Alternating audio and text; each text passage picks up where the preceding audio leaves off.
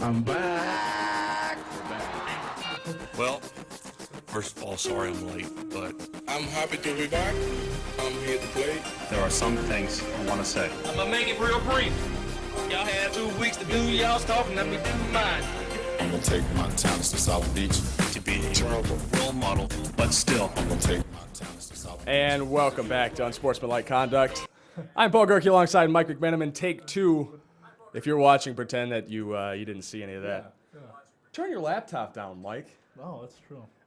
Anyway, in case you didn't catch us off the top, hopefully you're joining us late. This is a sports show. We're going to talk about sports.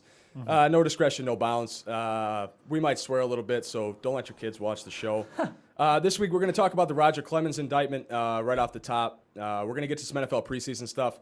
Not a big fan of the NFL preseason or Brett Favre, who's going to be our personal foul of the week, hence the title of Unsportsmanlike Conduct. We'll get into some Detroit talk as well, some Lions stuff.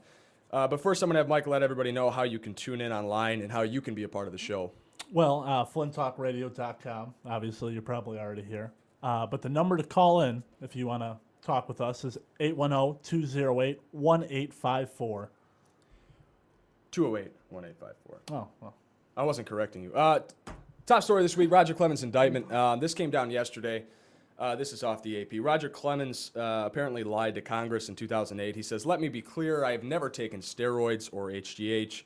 And they're saying that was bull. Brian McNamee, of course, the accuser, in his book, what was the name of the report? The Mitchell report. Yes. They're saying he's perjurous. Is that the right term? Is that a word? I'm not a big fan of the Rocket, first of all. No. What do you think about steroids in baseball? First of all, I guess I'm a fan of lying to Congress. I don't really see what the concern there is. I mean, you said something yesterday, Mike, about a Martha Stewart type situation. Well, I was watching ESPN, and they say the charges are going to be similar to what Martha Stewart, the perjury charges. So the Rocket in a white-collar prison. Yeah, basically. He might get 6 months or something like that. But if I'm not mistaken, he might have. Did he call himself to Congress to testify against him? I'm pretty sure he set himself up for this. Yeah, he set himself up for this. I don't really. I've never liked his attitude, his cocky attitude. I guess that helped him, throughout his career and stuff. But he's not the homemaker that Martha Stewart is either. So if he's in a white-collar prison, don't expect him to make cookies for his cellmates. No, he might throw a baseball bat or. What I really want to see is when is Curt Schilling going to be indicted for the Red Sox controversy? What did he do wrong there? Well, he lied to America with the blood on his sock because it wasn't blood, right? It was like vampire blood. Vampire blood. That's not real vampire blood. Yeah. Well, Mike's a big Twilight fan. For those of you at home, big Twilight fan. I guess this brings up steroids in baseball. I don't really want to talk about steroids in baseball. It just seems like it's a subject that's been beaten to death. But I guess I don't care. I don't care either. I think if he would have just came out and admitted that he had done it, like Giambi, somebody said he squealed like Lady Gaga when they first came out with this, and people like him now. And Andy Pettitte, he did the same thing. He admitted, but everybody in New York still loves him. So if he came out, I think people might be more upset the fact that he's so indignant about it and he's lying to everybody. If he just came out and said, you know what? I maybe made a mistake and I did that, then maybe he'd have a chance. Well, I'd compare it to Barry Bonds, too. I mean, nobody really likes Andy Pettitte. I mean, he's a good pitcher and everything, but he's not Roger Clemens. Roger Clemens is a Hall of Famer, hands down. The same with Bonds, and the Bonds thing was a big controversy, too, and with A-Rod as well, when he finally came out. I mean, they blew that up for like 3 days and it's over. I'm with you. I don't understand why he just won't go out and say, hey, this is what I did. It was a part of baseball at the time. And to everybody that says that you can't have people in the Hall of Fame that have used steroids, you're an idiot. You're going to just erase 20 years from the baseball record books because they may have been using performance-enhancing drugs. Listen, people have been using drugs to enhance performance for years. I mean, in Babe Ruth's days, it was, what, Coke? They used amphetamines in the 70s. Well, they still use amphetamines, for Christ's sake. Yeah, and then, do they not let, they didn't let African Americans in baseball. Does that mean that we should have an asterisk the whole Ty for Cobb that? thing, too. I mean, okay, you can't let assholes in the Hall of Fame now. Where do you draw the line with personality issues or things you do off the field? And I don't think steroids is really that big of a deal. They say the hardest thing to do is to hit a baseball, right? And I don't think pumping your arms up is going to make it any easier. Yeah. I mean, it is disrespecting the game, but you can't, if everybody was doing it, I find it hard to believe you're going to just take out a whole generation of great ball players. I think lying to Congress is a disrespect to the game. But we can segue. One sport that I'd love to see more steroids in is football. And this guy might be taking a whole lot of them. LeGarrette Blount, I don't know if you saw this yesterday, 2 days ago rather. This story came down. He is, if you don't recall, the puncher at Oregon who, in week 1 of the college football season last year, punched a Boise State player in the face after the game, knocked him out cold. I wish we had a video clip to show you, but just imagine something like this. Bam! And he's out. Anyway, he was suspended for the rest of the season. He only served an 8-game suspension. He was brought back for good behavior, if you will. Well, this story came down yesterday, 2 days ago, Thursday. That was yesterday. That LeGarrette Blount punched a teammate in practice in the face mask. So you know he's a dumbass, first of all, because he's punching people with helmets on. He's playing for the Tennessee Titans now. Yet another Tennessee Titans running back with attitude problems, a la Lendale White, who's not in Tennessee anymore. Didn't Albert Hainsworth, when he was there, he stomped on somebody's head, so they have a history of. Yeah. Anyway, he's a defensive end. He punched defensive end Eric Bacardi in the face. That's probably not saying that right. The funny thing was their coach, Jeff Fisher, in his response, he said, quote, "I am not disappointed whatsoever." What does that mean exactly? Does that mean, one, I'm not disappointed because I like skirmishes in practice, which is something we can talk about in a second. Yeah. Or is he not disappointed because he knew that LeGarrette Blount was a moron? And he's like, I kind of expected that coming in. I saw a little bit more of the clip, and I think he likes the fact that his players are that intense. But I don't know. Maybe in Tennessee that's okay. But, I mean, that led to Albert Hainsworth getting suspended for stomping on that guy's head. I don't think it's acceptable to punch your teammate. I don't know. I know you're in the heat of the moment, but he's had a history of this stuff. He's got to really watch himself. And that really just, if he can't even watch himself when he knows he's had an incident like this before, how much can you trust the guy? And he's a fourth-string running back. And it's just, it's news because he punched somebody before. And if this was anybody else, it wouldn't matter. And it's not like he's probably even going to play it down or anything, but... He's not a bad running back, though. His draft stock suffered so much from the punching incident against Boise State. Yeah. I think these practice skirmishes are more common than you think. Yeah. The Lions have had it. I mean, they were talking about they had all kinds of... And the Schwartz be with you, Jim Schwartz loves that kind of thing. Yeah. But because he has a history, you'd think he'd be watching himself just a little bit. That's what I'd be worried about. And this just came down the wire 23 minutes ago. You're not going to believe this, Mike. LeGarrette Blount accidentally punched Coach Bellotti at Oregon. Oregon Ducks coach Mike Bellotti is among those hit by a LeGarrette Blount punch. He's a serial puncher now. We should invite him on the show. A serial puncher. It happened 2 years ago. Bellotti was not the intended target. Apparently, I'm just sort of paraphrasing here. Players started grabbing each other's face masks. Bellotti rushed over to break up the fracas, and Blount threw a punch that missed his two intended targets, one of them which is Jairus Byrd, a defensive back for the Bills that has chronic groin injuries, which has got to be one of the most painful things in sports. And Blount punched his coach in the face. Wow. I don't know. He seems like a class act to me. It seems like the Cincinnati Bengals could use another running back with attitude problems. Yeah, I mean, they already have enough. Chad Johnson. Ocho Cinco, and Terrell Owens. Watch it. Yeah, sorry, I didn't mean to offend him. You can get in on this conversation if you'd like. You can make the phone call, 810-208-1854. And you can join the chat as well. Mike is monitoring the chat over there on Flint Talk Radio. Get in on some of these if you want to talk about LeGarrette Blount or Roger Clemens. One more topic I want to get to in top stories before we get into the Brett Favre saga. It's the NFL preseason, just in general. We just talked about the skirmishes and how they're a part of everything. What do you think of the NFL preseason as a whole, Mike? As a whole, well, there's a bunch of problems with it. First off, the players are basically playing for free. The tickets are the same price as a regular season. They're a little less expensive. I read that they're the exact. And if you're a season ticket holder, it's mandatory for every NFL team that you have to buy 2 preseason games, and you don't get to see the starters. You had a stat the other day, something like there was a lot of NFL teams that a starter was. Yeah, we'll get to that in a second. Just in terms of the NFL preseason, as far as I'm concerned, it's nice to have football in August. Yeah, I'd like to get in on a little action. It's good for your fantasy draft to get to see players, the rookies especially, perform. 4-game preseason, too long? I think so. That's a lot. Well, one of the reasons they initially had it was because players were out of shape. I mean, this was Right. back in the 70s when, they might have another job. They used to do that in sports. But these guys are in tip-top shape all year round. They're constantly working out. They don't need – they could use maybe 2, but beyond that, I mean, you're really just risking, injury. And it's more for the owners to make – they make a lot of money off this. I mean, they make a ton of – they Ford Field's still not selling out. But Roger Goodell came out the other day and said something along the lines of he wanted to shorten the preseason to 2 games and extend the regular season to 18 games.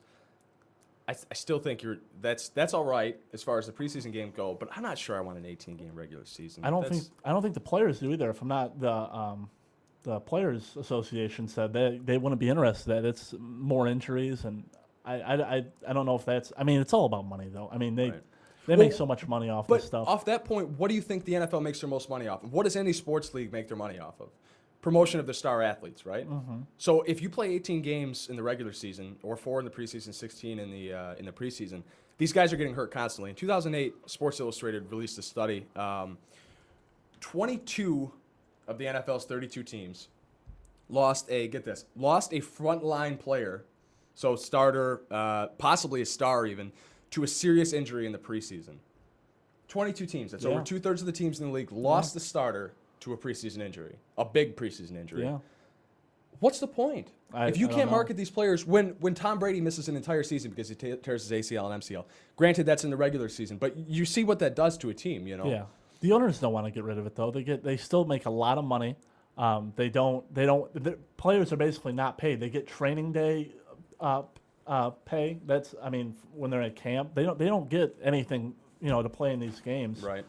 And they can still sell, the tickets for a lot of money. So what you're talking here really is an LA Clippers situation, like a Donald Sterling thing, where your team doesn't have to perform. It's all about the money, and you could have a terrible team and just really, make cash. I don't know. I wouldn't want to go to. I mean, I don't see the point in going to a preseason game. I hear live football is terrible. I've never been to an NFL game. I haven't. Why would you want to go to a preseason game and watch? NFL's better on TV. It's one of those. Right. I mean, you can go to a basketball game, like a Pistons game, and it might be better in person. Maybe a baseball game too, but an NHL game. But football is just one of those sports. You're so far away from the action, and there's so many stoppages that it's better. I think it's better on TV. And if I'm not mistaken, every NFL team is they had the top 50 moneymakers and Yep. I saw that last week. The top 50 money-making franchises in sports. If you haven't seen the list, you can go ahead and Google it.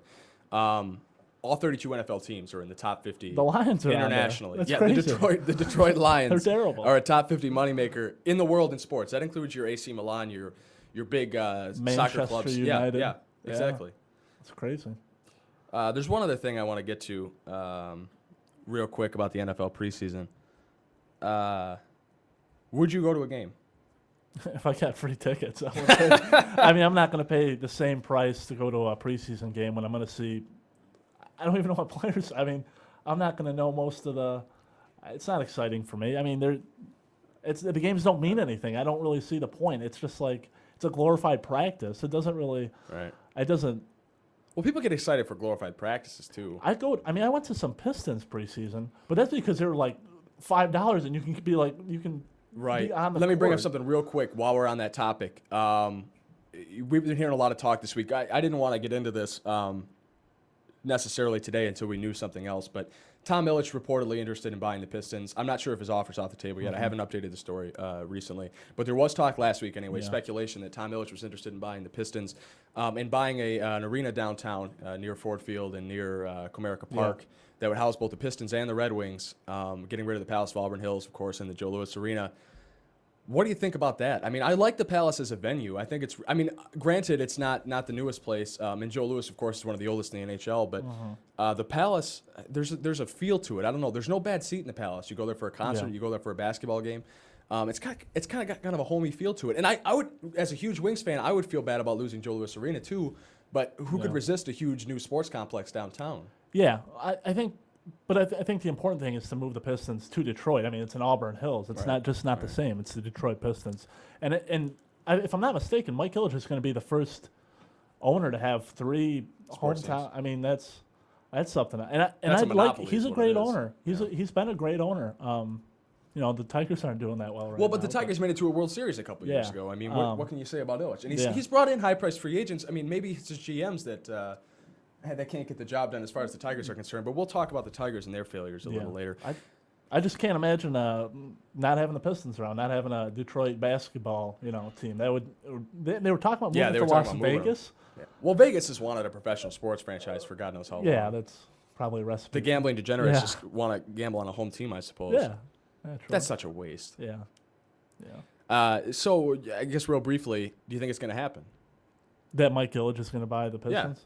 Yeah, I think he set himself up. I don't see any reason why they want to. I think the Davidsons, Yeah. he died a few years ago, but I think they want to keep it in Detroit if they can, and I think this is the best way. I don't see any reason why they'd want to move them out. I guess the concern was to keep the whole Palace Enterprises, the DTE thing together.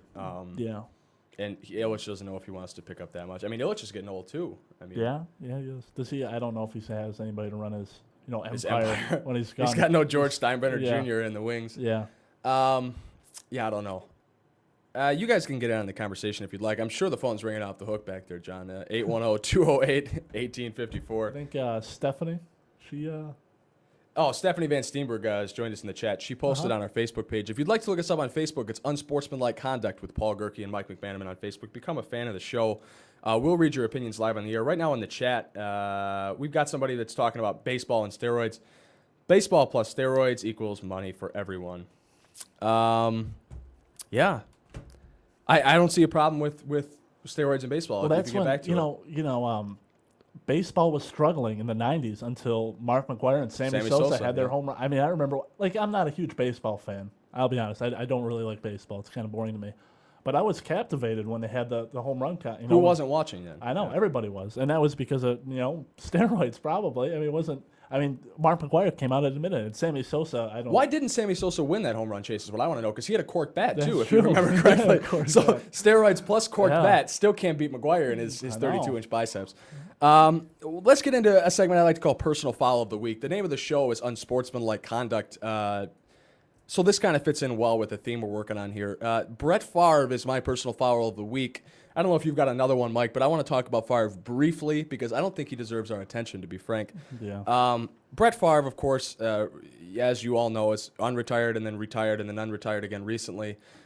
He announced yesterday that this will be his last season with the Minnesota Vikings, which is kind of bullshit to me because I was looking forward to seeing Tavares Jackson lose some games for the Vikings. But Brett Favre will be making his return next season after Brad Childress reportedly, maybe he did, maybe he didn't, sent 3 Vikings players I think that's been documented. They go talked and about it. fetch Brett Favre, if you will. Well, that's part of the sickness that is Brett Favre. He wants his teammates to come and be like, "Oh, Brett, That's so ridiculous. We need you so Where bad. would you see We that in love any you." other sport? I'm going to send a convoy. And wait a second. First of all, did you see the 3 players that they sent to go fetch Brett Favre from Mississippi? Ryan Longwell was among them. Okay, Jared Allen, I understand. He's a core of your defensive line. He's on my fantasy team. I love the guy to death. He's an animal. Who was the other one? Why can't I remember the other one? It wasn't Adrian Peterson because, God forbid. It was another defensive player, I believe. Yeah. That guy's irrelevant. The one that really makes sense is Ryan Longwell. You're not even a football player. You kick for a living. That's not. We could talk about that on another day. He just wanted anybody to come and talk to him and tell him, "Hey, Brett, we need you. You're the best." Because Ryan Longwell's golden leg is really going to be affected by having Brett Favre on the field. Yeah. Did you see the contract he signed to? I didn't see it. What was it? Brett Favre is making over $1 million a game this season.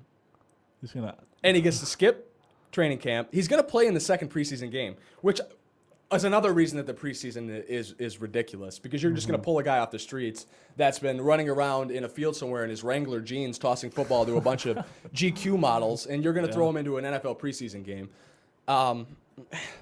I've just had enough. Yeah. I mean, we can talk. I mean, everybody talks about how the media coverage is too much and how everybody hates Brett Favre. I don't know anybody outside of Minnesota that really. There's a few, I think Randy Scott, our buddy Randy Scott likes Brett Favre, but he's just.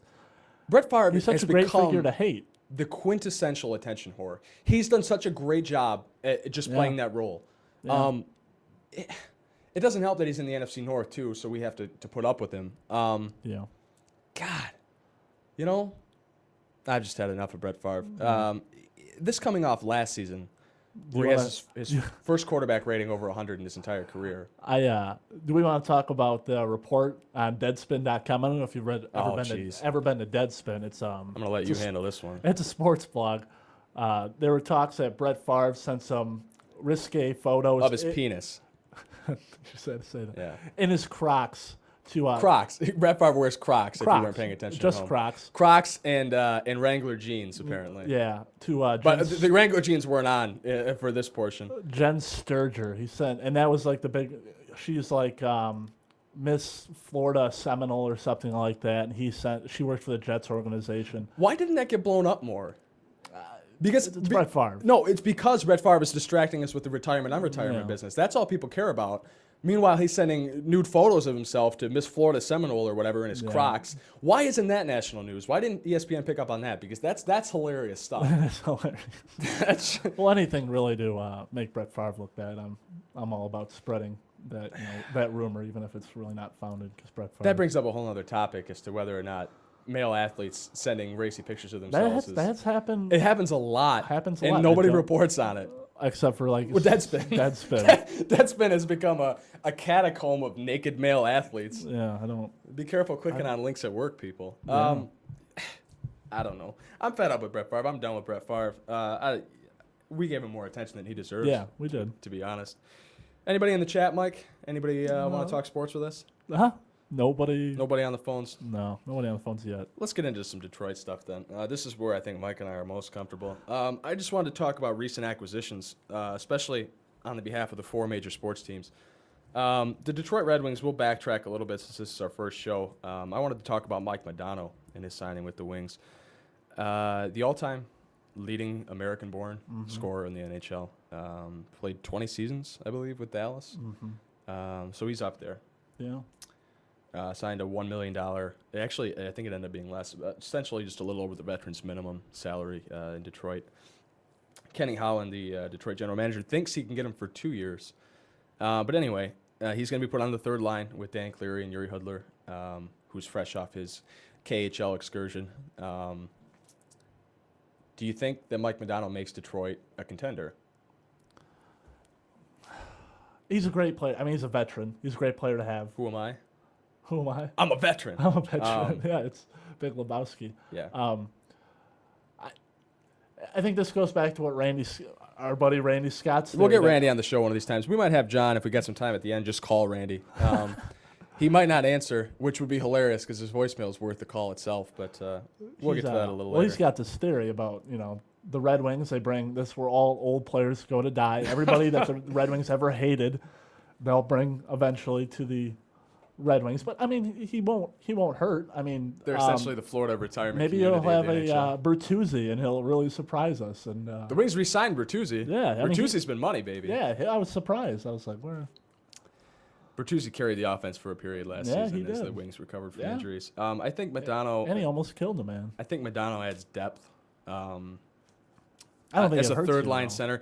I mean, just looking at his stats, 2005-2006 season, 27 goals, 50 assists, point-per-game player, 78 games, 77 points.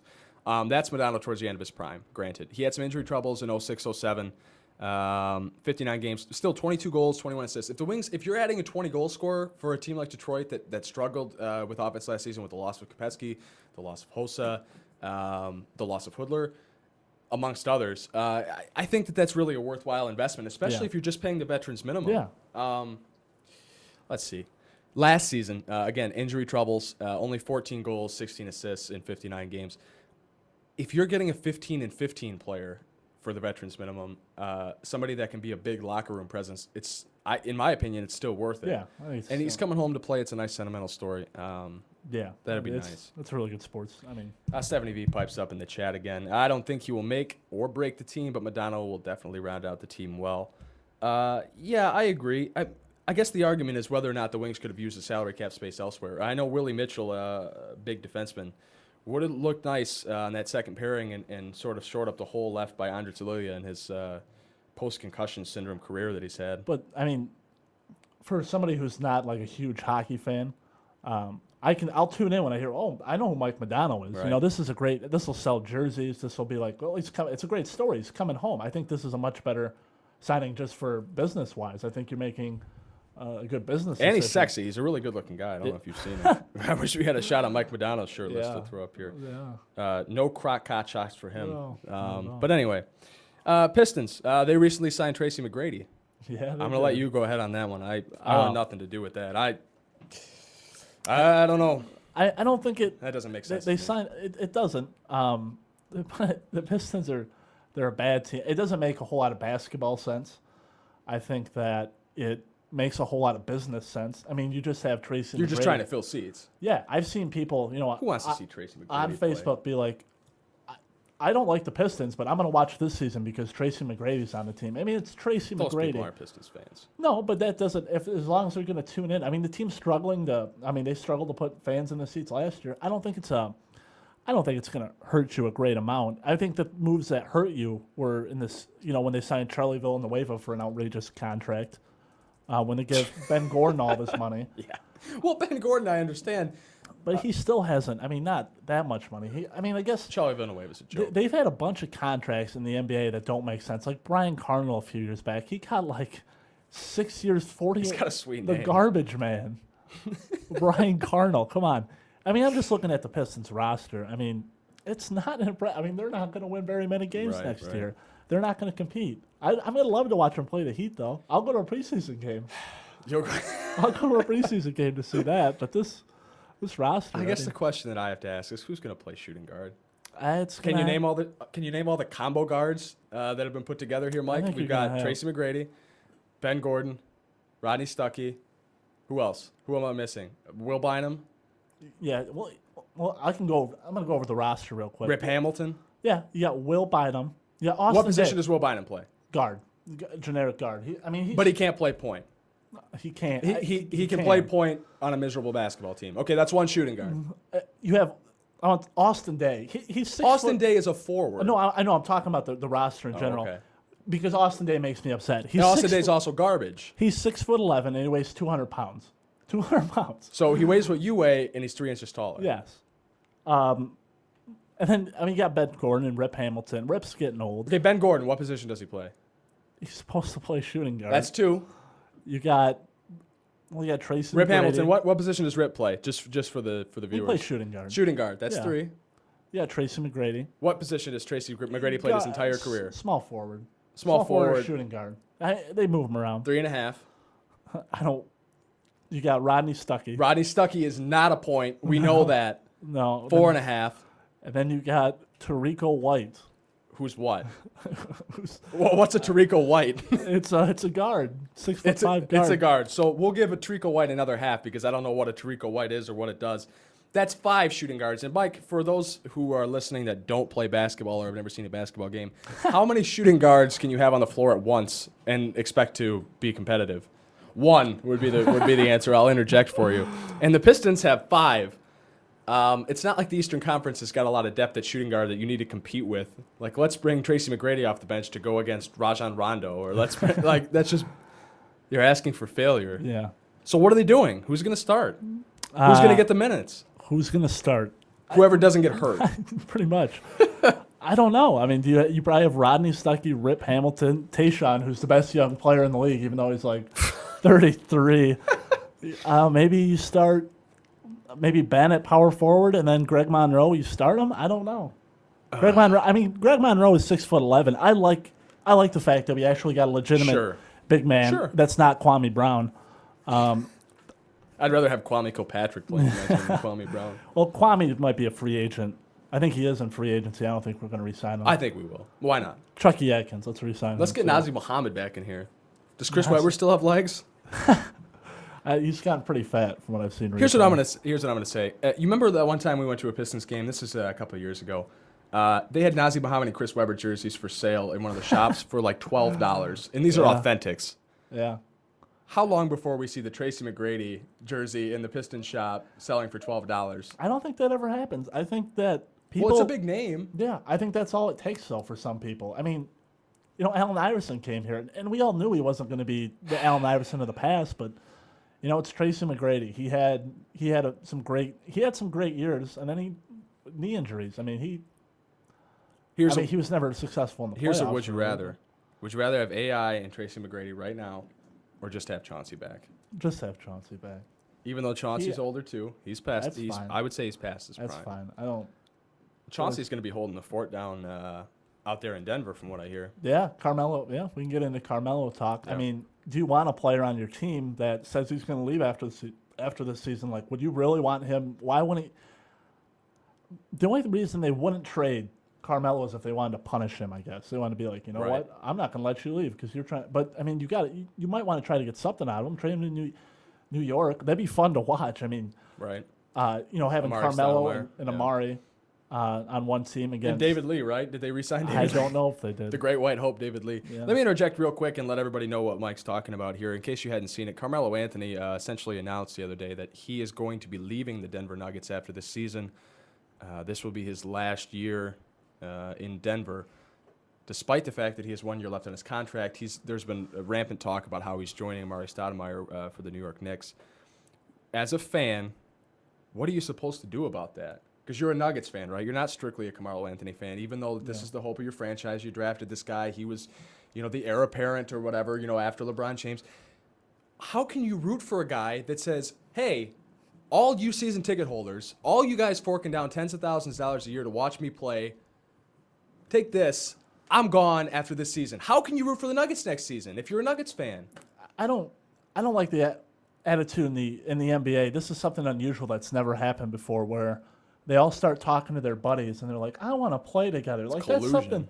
that's something you do when you're like 5 and playing on the playground. Or when you're like, putting a Gus Macker team together. yeah, you want to.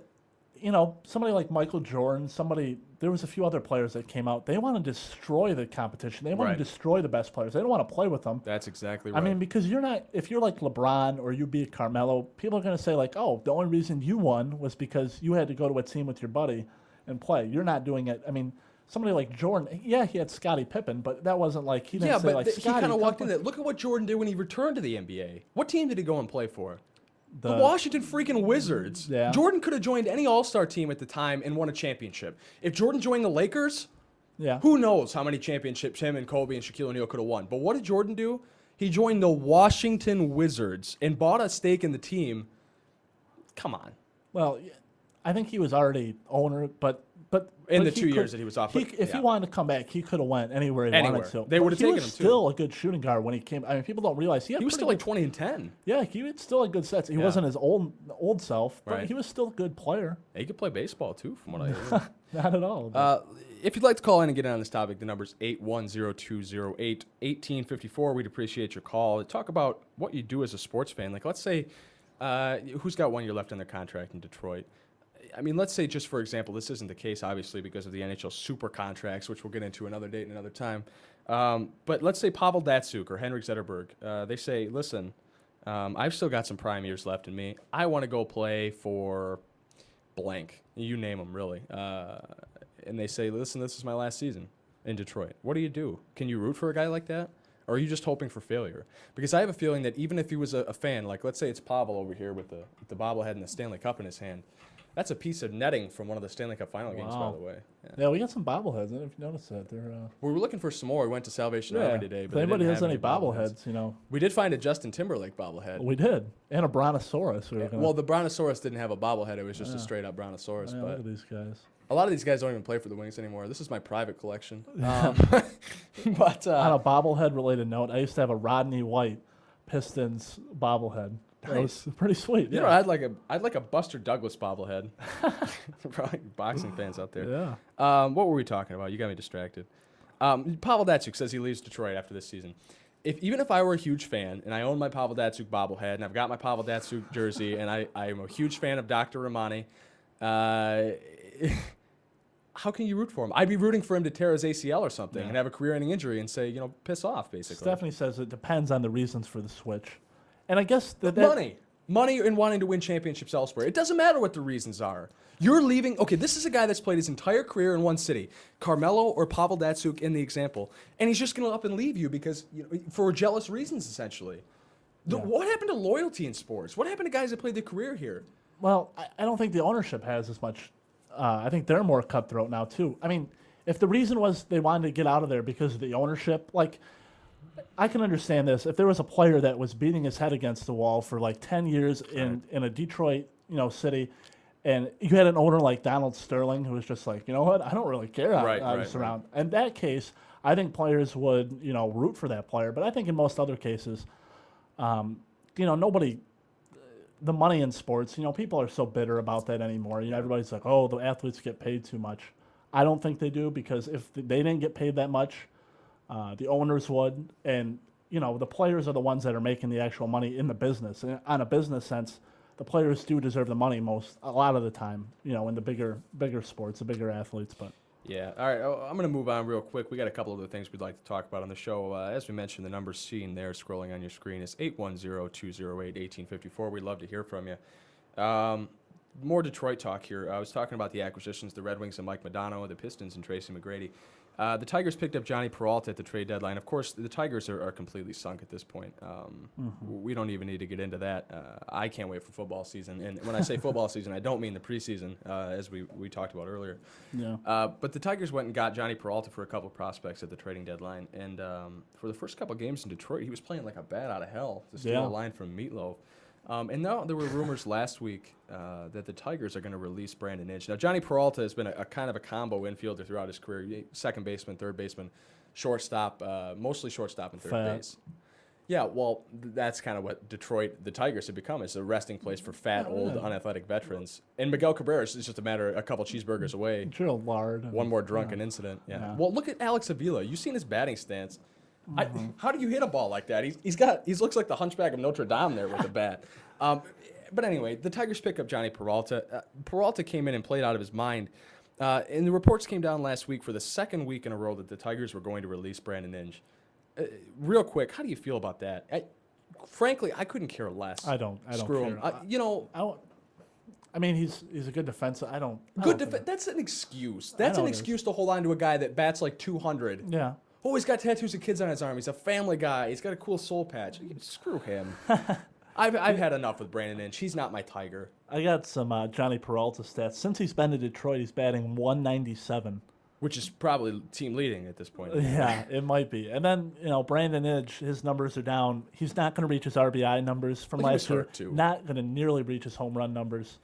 His batting average is a little bit higher, but if you remember, though, last season, Brandon Inge went on a tear in the first half of the season. That's the only reason his numbers are so high. I don't mind. Like, obviously, he had a Chris Shelton first half of the season. I'm not a huge baseball fan. Yeah. But, over the years, I've seen the Tigers, the bottom of that lineup has been like people like it's all right to have one or two defensive players. Specialists. But they might have sometimes they have 4 or 5 in the lineup that are just defensive specialists. Like Adam Everett. Yeah. Well, I'm glad he's gone. Let's be honest here. Well, let's talk about, okay, theoretically this season the Tigers could have put this lineup together. I don't know. I don't have the means to research whether or not this team ever took the field. But look at this. Don Kelly in the outfield. Don Kelly's garbage. His name is Don. That's cool. Donnie but he's Baseball. A terrible baseball player. Yeah, Donnie Baseball, my ass. Don Kelly, who's a defensive specialist. Ramon Santiago, who I think I've seen him hit the ball once or twice. But again, defensive sort of minded guy, can't hit the ball. I know those two have been in the lineup together, plus Brandon Inge and his defensive specialties, and he's garbage. Gerald Laird, a defensive catcher. What do you mean a defensive catcher? If you're a catcher, just catch the ball. What kind of defensive specialist would you need to keep on? A guy that's batting like 150 and eating donuts in the dugout. And getting in fights in the offseason. If you're a fat baseball player, you better hit home runs. Let's be honest. If you're fat and you can't hit the ball, you're a waste of my time. Yeah. I'm totally pro-fat baseball player. I think if Miguel Cabrera put on the 30 pounds that he lost, he could hit 60 home runs a season without steroids. Yeah. But if you're fat, you better hit the ball out of the park. And Gerald Laird is fat. He can't run. He can't play his position. I don't have the stats, but this is, if I'm not mistaken, last season he threw out Gerald Laird threw out a bunch of But he's one of the best in the league percentage-wise. But I don't think this year he's even close to it. you know what? I'm not going to attack him on that front. He can throw the ball to second base. Congratulations, you're a professional baseball player. I think a lot of that has to do with the pitching this season, and they're not holding runners well. I mean, Justin Verlander's never been known to hold runners well, and Rick Porcello has been absolutely horrendous. Max Scherzer's been up and down from AAA. I mean, I think a lot of that has to do with the pitchers not holding runners well, and I think teams just think they can take advantage of Detroit right now. You can run all over them if you want to. Yeah. But back to Johnny Peralta real fast. I mean, if the Tigers released Inge tomorrow and Peralta became your starting third baseman for next season and beyond, would you be okay with that? Honestly, I don't think that's. It doesn't matter to me. Like Brandon Inge with Johnny Peralta, I don't think that's what's going to make or break. I know Brandon Inge is more of a hometown, favorite. Like everybody, everybody. A lot of people like Brandon Inge. Right. For whatever I don't reason. really care, but Well, the Who's Your Tiger campaign over the last couple of seasons. It's one thing to get attached to a player that's good. It's hard for me to have an emotional attachment with a garbage player. yeah, Because he's a defensive specialist or because Yeah. he's a good guy. It's different in other sports. You know what I mean? Like a grinder, like a Darren McCarty in Yeah. Detroit. Darren McCarty had like one decent or goal-scoring a season. John Barry Or a master John of- Barry. No, master of exactly. the universe. You're laughing, but seriously, like if there's a role player that can step up for another team, Yeah. in another sport, I can get behind them and Yeah. say, yeah, I love that guy. But in baseball, if you're a starter, you have to be Yeah, good. you can't hide them like on the bench, like on a because there's certain roles in the NHL. You need Right. somebody like a Darren McCarty, and you need somebody like a 3-point shooter like John Barry who's going to get everybody fired up and stuff. You need that, but Chunky Atkins. it just feels like there's better players out there. Yeah. One more Detroit acquisition I want to get to, and then we'll look at these as a whole. The Lions signing, this is obviously very old news. Kyle Vandenbosch in the offseason. Kyle Vandenbosch is so money. Yeah, He is straight cash, homie. He was, one as of Randy those- Moss would say. he was one of those players when I was playing my Madden 2003 or something. I'd Quincy pick- Carter led yeah, like Cowboys. Quincy Carter, Jason Witten. I'd pick up Kyle Vandenbosch. I wonder what gas station Quincy Carter's pumping at right now. He got bounced out of the league because of marijuana charges. Oh, God. Yeah. Pot in sports. Oh, Yeah. That Yeah. sounds like a topic for another show on Flint Talk Radio. The number is 810-208-1854 if you'd like to give us a call.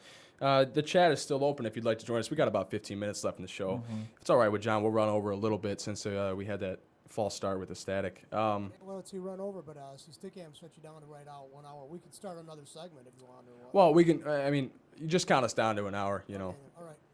All right. Anyway, let's talk about those transactions as a whole. Mike Modano, Tracy McGrady, Johnny Peralta, Kyle Vandenbosch. Which of those Detroit teams got the better player? All right, maybe not necessarily a better player, because I think quite honestly, it depends on who you look at. Because two of these guys are veterans, Modano and T-Mac. Johnny Peralta is not young either. And they're really all veterans, let's be frank. Yeah. Two of them are post-prime. Two of them are sort of in their prime. Yeah. Who got the player that's going to help their team the most? I like Vandenbosch. I think I like what Detroit's doing with the defensive line. Like it's kind of intimidating. Like Yeah. they got some good.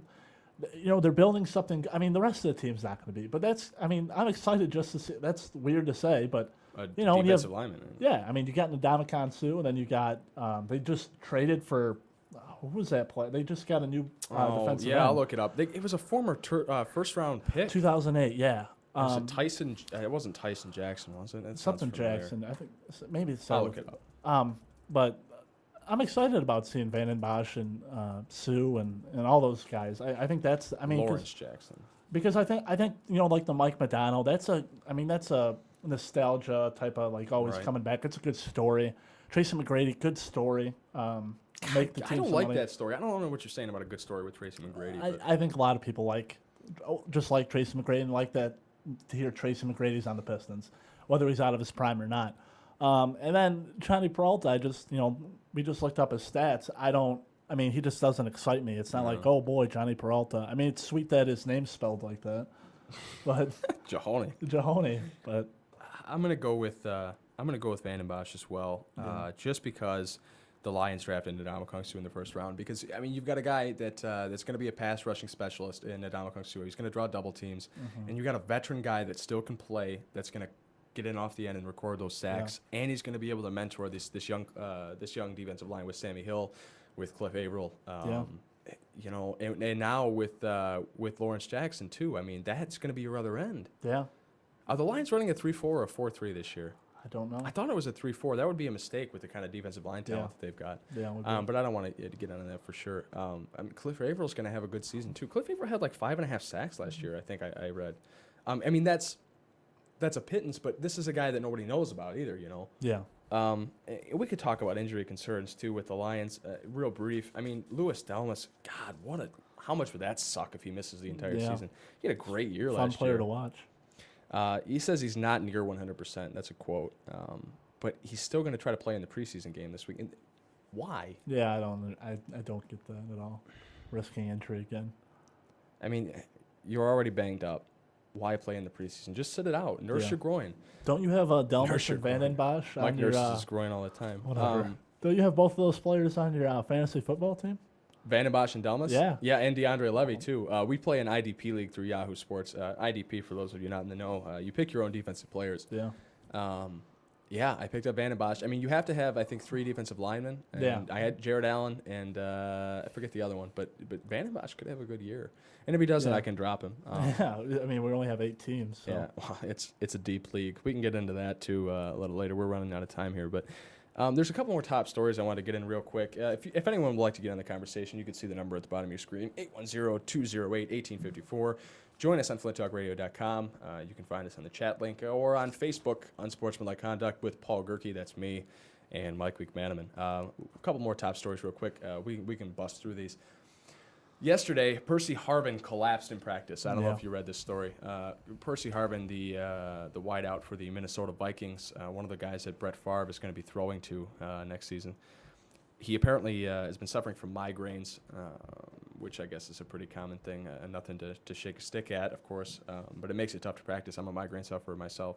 And I guess he started vomiting and then just passed out, and they took him away by ambulance. Mm-hmm. That's tough. I mean, I don't know what you do about that. I mean, these coaches are running 2-a-days still. These guys are busting their balls. And for what? Well, he was already, he already had problems. He was already sitting out. I don't know if Didn't his mom die? Somebody in his family died too. Yeah, he's had a lot of problems recently. And then Albert Hainsworth was sitting out practice the other day because of a headache, but I think that's a different issue. It was dehydration, it said. Well, he said. Was it a headache? Dehydration headache? Yes. Yeah, that was a quote by that's what I was Mike about to Shanahan. get into. Albert Hainsworth misses practice for dehydration.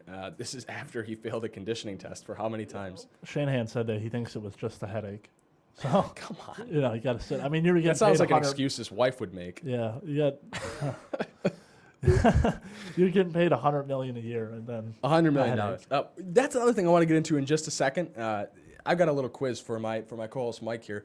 The NFL's highest paid players. Of course, Albert Hainsworth and his $100 million contract a couple seasons ago was big news.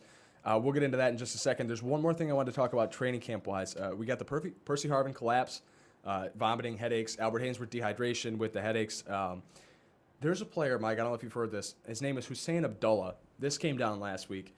He is fasting in maybe the toughest time of the season for NFL players. Hussein Abdullah is, I don't want to get his religion wrong, so I got to look him up real quick. I won't even lie and tell you that I know what religion he is. But he's a cornerback for the Minnesota Vikings. He's a safety, rather. Let me read this real quick. He, of course, the Wikipedia page doesn't have it, but essentially he's fasting for 30 days. Mm-hmm. Is it Ramadan? I don't want to screw this up. I think it is. I read. No, it's Ramadan. Yeah, it is Ramadan. Thanks, John. Yeah. Here it is right here. He's a Muslim that will refrain from all food and drink from sunrise to sunset during the holy month of Ramadan. Started a couple Wednesdays ago, ends on September 9th, the day, coincidentally, that the Vikings played the regular season opener against the New Orleans Saints. He's been doing it since he was 7, he said. Can you imagine going out there for 2-a-day practices, not drinking, not eating? Yeah. I read a similar story. There's Detroit's got a big Arab population. Dearborn, Royal Oak, yeah. They have a team there that practices from something like 10 o'clock at night to like 2 in the morning because they're allowed to eat and stuff. That's awesome. So they took care of their players that way because they have a large Right. a Muslim population on their team. So yeah, that'd be terrible. I think if I'm not mistaken, Hakeem Olajuwon fasted during December, and that's during the NBA season. And they always were like, "Wow, how did Hakeem do it?" Hamza Abdullah, I don't know if you've heard of him. he's his brother, Hussein Abdullah's brother, plays for the Arizona Cardinals. He is also fasting during the NFL preseason here. I guess what they're doing is they're waking him up at night. They got a nutritionist on the case, waking him up at 2 a.m. every night, just long enough to drink a protein shake. He has a big breakfast before sunrise, a big dinner at sunset. It looks like they're taking care of him, but I guess the reason I brought this up is what a bitch this Percy Harvin looked like, and Albert Hainsworth, all 380 pounds of him. Like, this guy hasn't eaten or drank from sunrise to sunset through all these practices for 30 days. He's not passing out. He's not failing conditioning tests. I mean, granted, you could make the case that, it's his faith. He's drawing strength from that, whatever. I don't want to get into that. This is the sports talk show. I don't want to get into religion all that much. But come on. You're a professional athlete. Why are you passing out and vomiting and stuff during training camp? Like, that's embarrassing. You mentioned earlier, like in the 70s, okay, these guys have other jobs. Like, Joe Namath, I don't know what job he had, but let's say he's a steel worker just for laughs.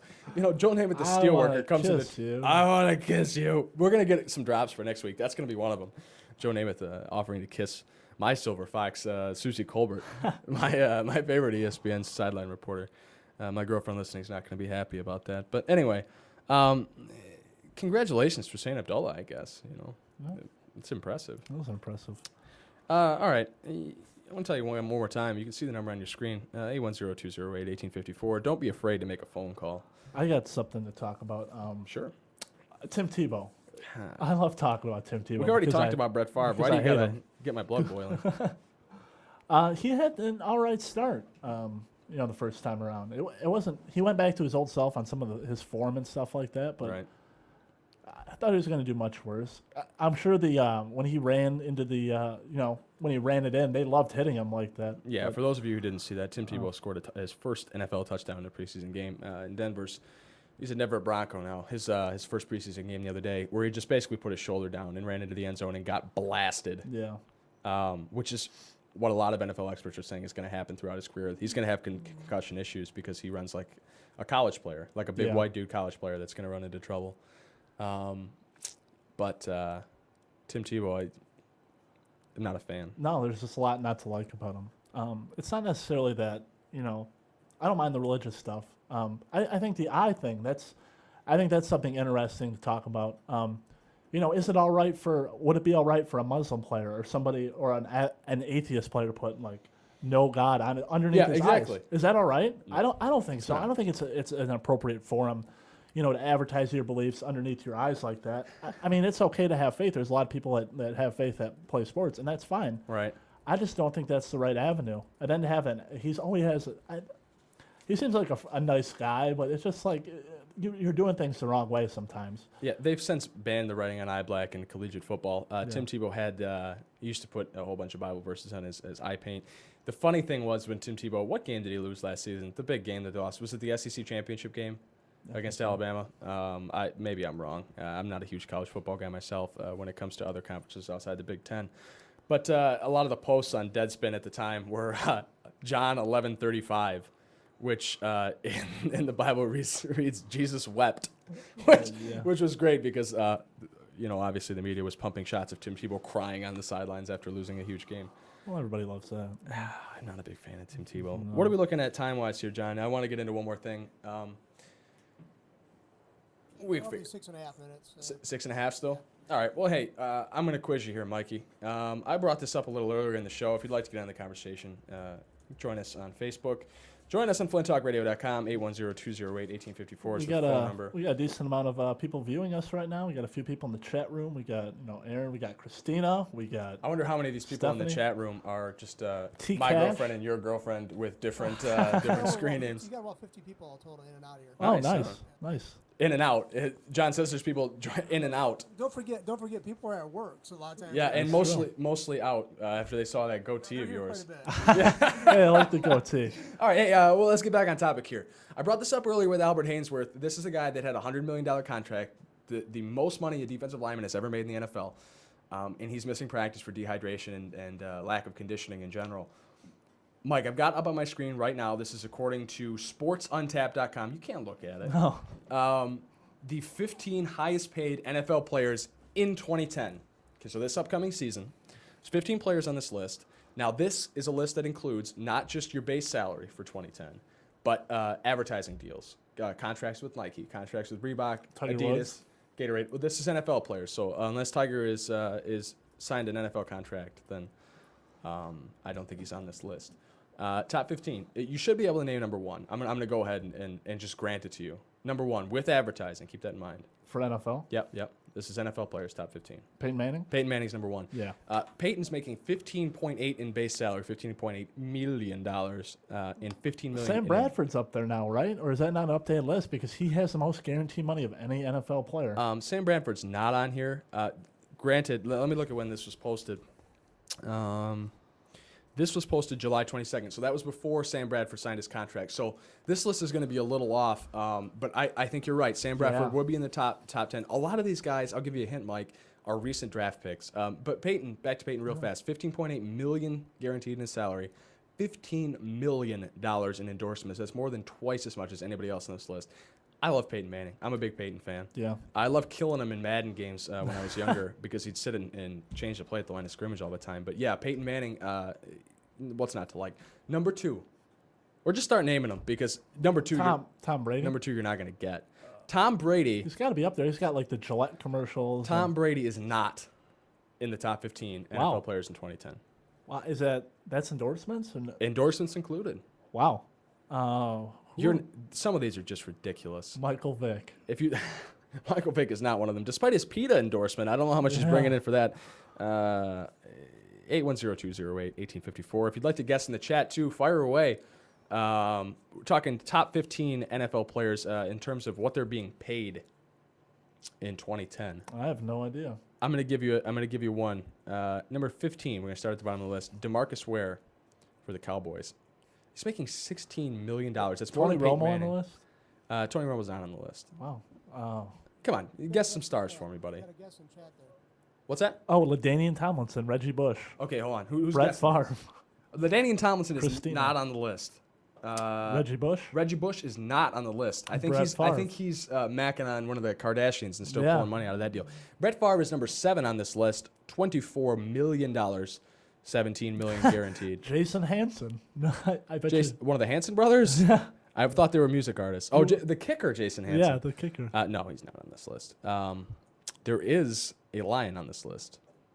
Is it Matt Stafford? Matt Stafford is number 2 Okay. in the NFL next season. Yeah.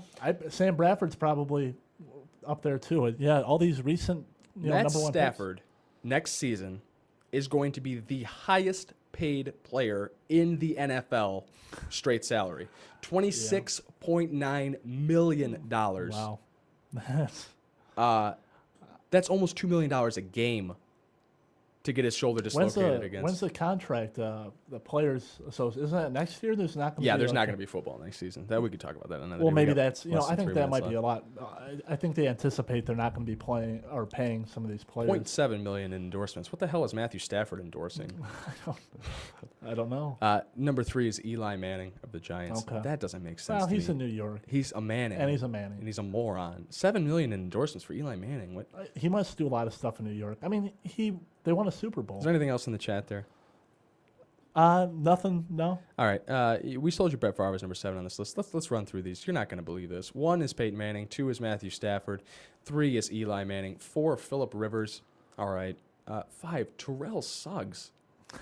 $25 million. And believe it or not, $0 in endorsements. Yeah. No, Terrell Suggs isn't endorsing anything. I believe Number 6 is our boy Albert Hainsworth, the one we Yeah. just talked about. $24.6 million next season. $0.1 million endorsement. Is he endorsing like pork rinds or something? 7 is Brett Favre. Number 8, this is the one that really makes you laugh on this list. Wide receiver. He's a wide receiver. Plays for the Raiders. Darius Hayward Bay. Oh yeah. Okay. One of the worst picks in NFL history by our boy Al Davis, who apparently picks the fastest player he can find, despite how terrible they are at Is football. Jamarcus on that list anywhere? Jamarcus Russell is not on this list. I wish he was, because that would be hilarious. He'd have all seeing as he's that purple drink. not to, playing with any team. Yeah. Darius Hayward Bay is making $21 million next Wow. season. I could probably catch a ball like Darius Hayward Bay can, and I'm not making $21 million. No. Number 9 is Jason Smith. He's a right tackle for the Rams. 10, Julius Peppers. Just Peppers, I understand. 11, Vince Wilfork, D'Angelo Hall, Tyson Jackson, and Mark the Franchise Sanchez, Mark 14 Sanchez. on the list. But again, a lot of these are players that you wouldn't expect to be making all this kind of money. We're going to have to wrap the show up. I appreciate everybody joining us Yeah, today. thank you. For the Appreciate it. first episode of Unsportsmanlike Conduct with Paul Gerke and Mike McManaman. We'll be back next week and every Friday at 12:30 in the afternoon until 1:30. Sorry about the false start today, ladies and gentlemen. We will get that wrapped up next week, and we can't wait for you to join us. Make sure to call in 810-208-1854. Join us on flinttalkradio.com and join the Facebook page, Unsportsmanlike Conduct with Paul Gerke and Mike McManaman. You have a good afternoon. Thank you.